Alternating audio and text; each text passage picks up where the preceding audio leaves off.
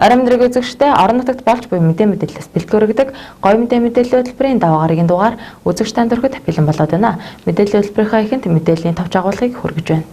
Аймгийн заан Цэндогийн лүүсрэн агсны нэрэмжид хүчит бүхийн барилдаан боллоо. Ирээдүйн өнөөдрөөс эхлэн аяны хүрээнд Политехник коллежийн оюутнуудад урьдчилан сэргийлэх үзлэг онцлогоо хийлээ. Улсын чанартай тэмцээн оролдоод амжилт гаргасан багш сурагчдаа 7 дугаар сургуулийн хамт олон хүндэтгэл үзүүллээ. Өмнөговь аймгийн ардчилсан намаас мэдээлэл хийж улсын хурлын 2 гишүүнд албан шаардлага хөрвүүлэхээ мэдгдлээ. Эдгээр болон бусад мэдээллийн дэлгэрэнгүй хүлээн авч үзнэ. Эхний мэдээллийн өргөе Өмнөговь аймгийн хаан онгор сумын харьяат аймгийн заан Цэндогийн лүүсрэн агсны нэрэмжид хүчит бүхийн барилдаан боллоо. Спортын ордонд Өмнөговь аймгийн хаан онгор сумын уугуул аймгийн заан Цэндогийн лүүсрэн агсны нэрэмжид уламжлалт барилдааныг 5-7 хувьцаат компани биеийн тамир спортын газар бүхийн холбоо лүүсрэн агсны өрөөгүүд ах トゥ төрөл төрөгсөд хамтран зохион байгууллаа. Тус барилдааныг 2 жилдээ нэг удаа уламжлал болгон зохион байгуулдаг бөгөөд өмнөх барилдаануудыг лүүсрэн агсны төрсөн нутаг болох хаан онгор суманд зохион байгуулдаг байсан бол энэ жилийнхөө 70 задаа сумандаа зохион байгууллаа. Энэ удаагийн барилдаан бол халах дээр алдартай ийм сайхан бүх байсан. Тэгээд аймгийн заан цолтой алдар спорт роонд тамирчнаар аймгийн төлөөлж оролцож ирсэн ийм сайхан хоон.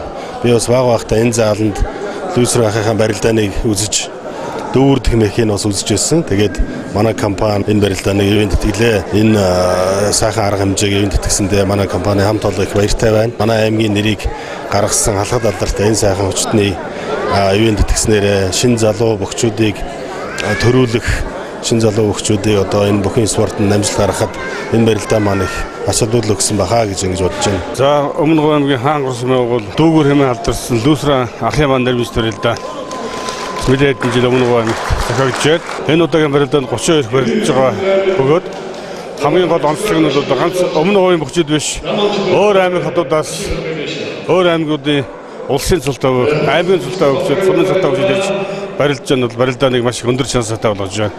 Нэгийн даваанаас эхлээд ер нь өндөр оноолт таарч байна. Тэгээд энэ сайхан барилдаанд оролцож байгаа бөхчүүд 2018 онд өндөр амжилт гаргахыг хүсэж байна.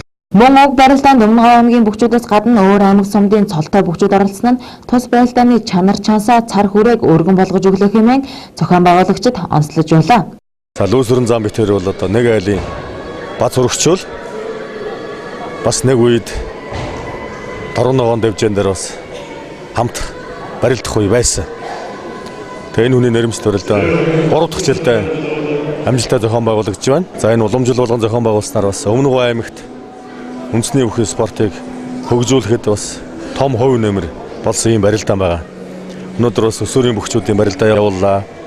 За одоо энэ насан туршидын барилдаанд бас олон газраас ирж барилдаж байна. Сайхан бөхчүүд ирсэн байна. Барилдаан маш чанартай сайхан болж байна гэж бодож байна. Үндэсний бүхийн барилдаанд хүчит бүхийн 32 бүх хүч чадал авахалцсан байгаа сорин уран мэхийг уралдуулан барилдсанаас шүүгийн дээрт Монгол улсын начин Од баяр, аймгийн Хурц Арслан Дарханбат, аймгийн Хурц Арслан Мэжид зүрэн, Хөвсгөл аймгийн Харцаг Мигмар жавнаар үлдснээс Монгол улсын начин Од баяр төрөөж аймгийн Хурц Арслан Мэжид зүрэн үзүүрлэлээ. Лүүсрэнгийнхаа одоо ийм нэрмжт барилдаанд бас манай дэвжээнийх юм бас бүгдээр ирж хөрөлцөн ирж барилдлаа. Тэгээд барилдаан бас сайхан боллоо. Тэр үний бас одоо үе залгамжлаад бас одоо ангар нутгийнхаа нэрийг гаргаж явдагтаа баярлдаг да. Төрөлцсөн сургалттай биеийн тамир спортын 7 сургуулийн багш аймгийн зан Амгаланбаатар энэ барилдааны уран барилдаантай бүхөр шалгаран шагнуулсан бол Монгол улсын начин Шовдор, Монгол улсын начин Багхуу, аймгийн арслан Ванжиг, 5-7 хувьцаат компани гүйцэтгэх захирал аймгийн арслан Сэддорж нарт лүүсрэн агсны өөрөө хөхөд ах トゥ төрөл төрөсөд хүндэтгэл үзүүлж гарын бэлэг гардуулсан юм а. Ажиллагаа амжилтын төвийн зөвлөх поликлиникийн тасгаас амралтын өдөр Политехник коллежийн оюутнуудад урьдчилан сэргийлэх үзлэг онцлогоо хийлээ. Дэлхийн эрүүл мэндийн эмч нарын эрхийг хамгаалах өдрийг өгтөн 2 сарын 1-ыг зохион байгуулж байгаа бөгөөд уг аяны хүрээнд өсвөр насны хүүхдүүдийн эрүүл мэнд ямар түвшинд явж байна вэ гэдгийг тодорхой зорилгоор тус коллежийн оюутнуудад төрөл бүрийн урьдчилан сэргийлэх үзлэг шинжилгээг хийлээ. Дэлхийн эмч нарын эрхийг хамгаалах өдрөөр угтаж 2 сарын аян зохион байгуулсан байгаа. За энэ аяныхаа хүрээнд бид нар За ирээдүй өнөөдрөөс эхлэн гэсэн юм урайтай явж байгаа. Тийм учраас өнөөдөр энэ өсвөр насны хүүхдүүд маань өнөөдөр бидний ирээдүй учраас эдний маань одоо эрүүл мэнд ямар түвшинд явж байна гэдгийг одоо тодорхойлох зорилгоор бид нар энэ политехникийн коллеж оюутнуудад өнөөдөр эрүүл мэндийн үзлэг шинжилгээ хийгээд явж байна. Энэхүү үзлэгт нийт 100 гаруй оюутнуудыг хамруулсан бөгөөд үүнээс хамгийн их өвчлөл илэрч байгаа нь хоолойн өвчлөл, мөөгөнзөр, шүдний эмгэг өвчлөл илэрч байна гэлээ. Политехникийн коллеж дээр хүүхэд залуучуудад нь ерөнхийдөө урьдчилан сэргийлэх үзлэг явуулж байгаа. За энэнд бол хүүхдүүд нь одоо 100 гаруй хүүхэд хамрах төстэй юм байна. Одоогийн байдлаар нэг 56 7 хүүхэд хамрагдаа явж байна. За үүнээс бол хамгийн их өвчлөл илэрч байгаа чих амар хоолой дээр хоолой өвчлөл нэлээд илбэг байна гэж байна. За тэгээд шүдний кабинет дээр болохоор одоо үзлэг явагдсан 44 хүүхдээс 7 хүүхэд ирвэл бус нь ерөнхийдөө дан одоо шүдний эмгэгтэй илэрч байна. Доторын тал болон мэдрэлийн тал дээр бол эмгэг багтай. Шинэ залуу хүүхдүүд болохоор тэр тал дээр бол өвчлөл илэрхгүй байна. Уг арга хэмжээнд сурагч оюутнууд талархалтай байгаа бөгөөд ихэнх оюутнууд сумдаас ирж суралцдаг учраас бичиг баримтын бүрдэлт муутай, мөн хаана хэрхэн хандах тал дээр мэдээлэл муу байдаг учраас эмнэлгийн үзлэг шинжилгээнд тэр болгон хамрагдаад иж чаддгүй юм байна. За өнөөдрийн энэ өдрөлийн арга хэмжээ маань маш их таалагдж байна. Яагаад гэвэл манай сургуулийн ихэнх хүүхдүүд маань хөдөө орон нутгийн хүүхдүүд байдаг учраас тэр болгон эмчид үзүүлээд байх шаардлага гардаггүй, өвцөн цэг үзүүлдэггүй. Яагаад гэвэл маш их очертой байдаг учраас үзүүлж чаддаггүй. Эмчнэр маань ирээд игээд шинжилгээ авч аваад маш их баяртай байна. Сэтгэл өндөр байна. Эмчийн үзлэг орсноор ер нь хүүхдийн эрүүл мэнд шүүд дотор бүх зүйлийг одоо оншилдог байгаа. Тэгээд хамгийн үр дүнтэй зүйлийг үзэж гэнэ гэж бодож байна.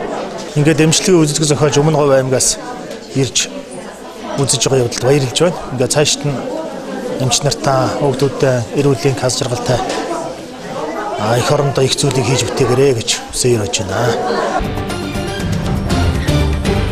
Мэдээ өргөжлөж байна. Энэ оны өсвөр үеийн аврах шалгаруулах U15 сагсан бөмбөгийн тэмцээн болон төрөлцөн сургалтын биеийн тамир спортын дунд сургуулиудын спортын багш дасгалжуулагч нарын дунд зохион байгуулсан сургалтанд амжилт үзүүлсэн багш сурагчдаа 7 дугаар сургуулийн хамт олон хүндэтгэл үзүүллээ. Энэ оны өсвөр үеийн улсын аврах шалгаруулах U15 сагсан бөмбөгийн тэмцээнд Үлзийбат дасгалжуулагчтай баг хамт олон амжилттай оролцож Өмнөговь аймагт олон жил тасраад байсан сагсан бөмбөгийн медалийн буухайг үргэлжлүүлж хүрэл медалийн эзэд боллоо. Мөн дасгалжуулагч багш Үлзийбат шилдэг дасгалжуулагч 9-р ангийн сурагч Дашним шилдэг довтлогчор шалгарч барсболт Дашнимнаар Монгол улсын өсвөрийн шигшээ багийн тамирчдаар сонгогдож Герман улсад зохион байгуулагдах олон улсын сагсан бөмбөгийн тэмцээнд оролцох батламжаа давлаа. Би сагсан бөмбөгийн спортоор 6 дугаар ангиас эхэлж сонирхож 7 дугаар ангиас Үлзийбат тасгалжуулагч дээр ирээдүйг клуб болж авчихсан. Улсын чанартай тэмцээнд 5 удаа авсан. Тэгээд 5 дахь удаагийн тэмцээнд ирэл амжилттай оролцох хүртэл авсан. Мөн энэ үеэр олимпизм ба бие бэлтрийн хүмүүжил болцод дуралдааны хүрээнд хүрэлцэн сургалттай биеийн тамир спортын дунд сургуулиудын спортын багш дасгалжуулагчдын дунд зохион байгуулагдсан олон жилийн сургалт, дасгалжуулалт ба түүний төлөвлөлтийн Монгол улс дахь онцлог сэдвт тургуун хүмүүжүүлэх илтгэлийн тэмцээн Архангай аймагт зохион байгуулсан бөгөөд тэмцээнд тус сургуулийн боксын багш дасгалжуулагч баасан дөрж оролцож дэд байранд шалгарсан байна. Мөн тус сургуулийн гадаад хэлний багш Ариун Буян тусгай байрт шалгарсан байна.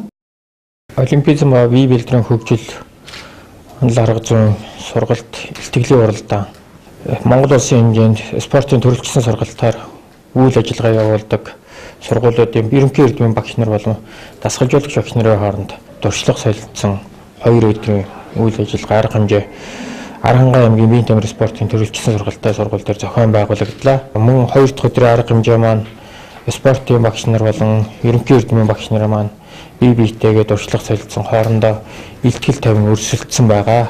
Нийт 14 багш энэ арга хэмжээнд маань орлоо. Миний бие дэд байрыг эзэлсэн байгаа. Ийм хөрөө амжилттай явчаад ирсэн байгаа.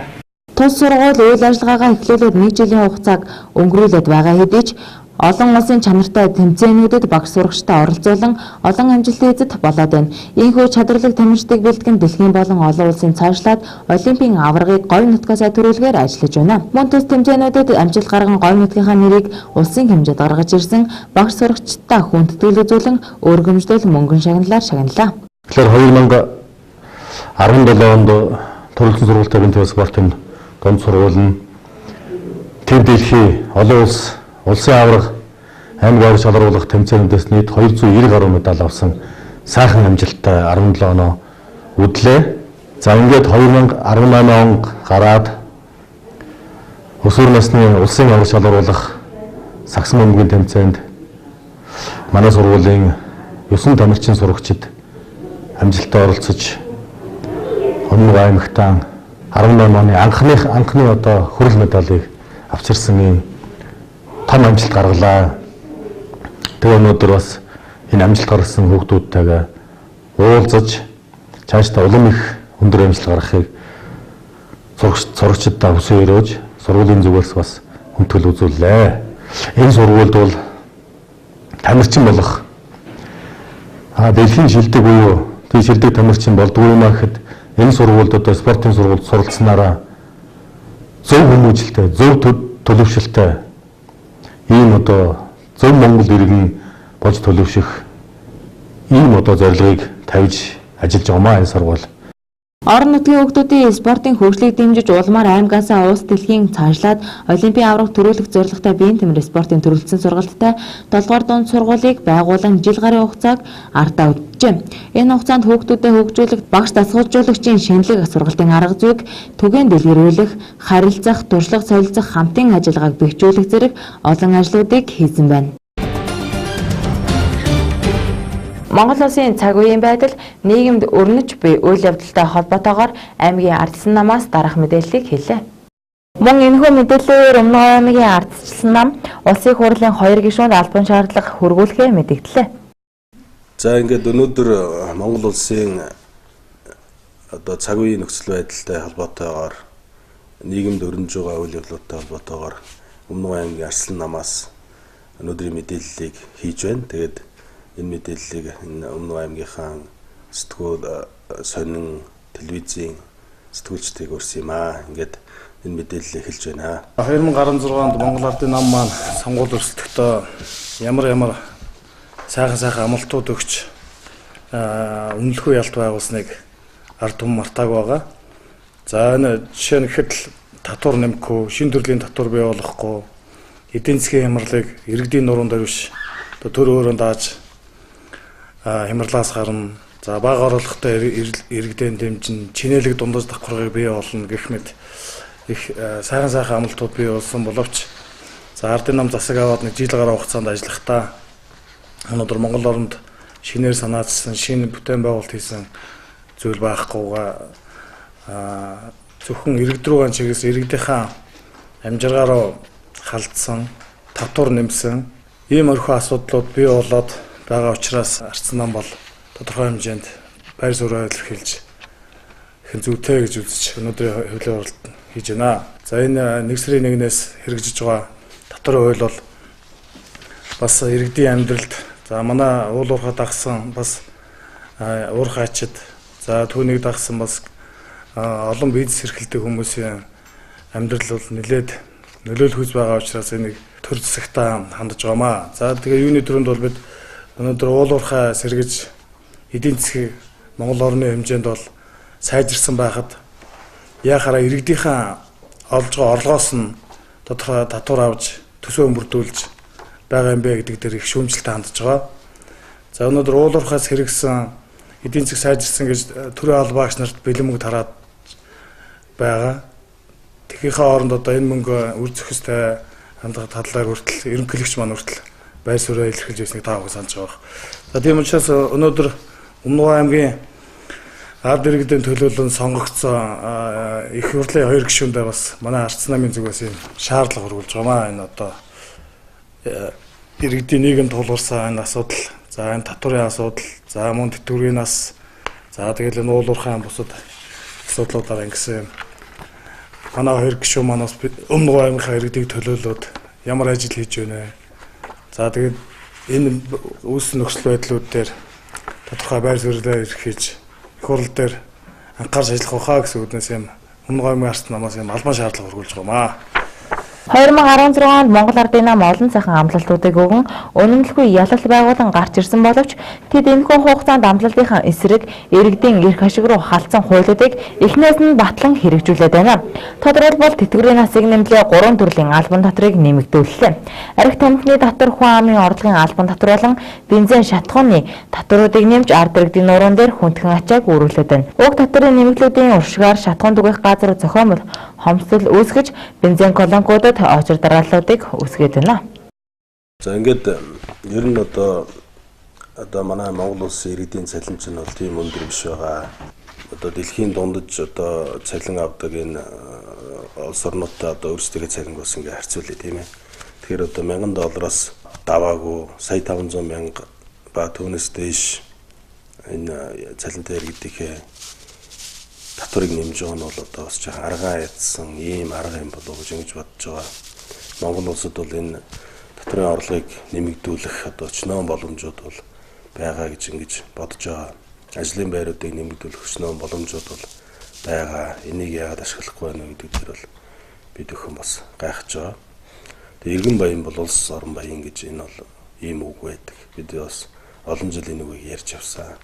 Тэгээ иргэдээ одоо баян иргэдийнхээ нийгмийн асуудлыг шийдэхэд тэр цалин тэтгэвэр нь явж явах хэрэгтэй гэж ингэж ойлгоод байтал ингээд татварыг нэмээд иргэдийнхээ авах мөнгийг багасгаж энэ улс их орныхоо одоо нөхөөсөнд ингэж явуулж байгаад бол тийм таатай биш зүйлээ.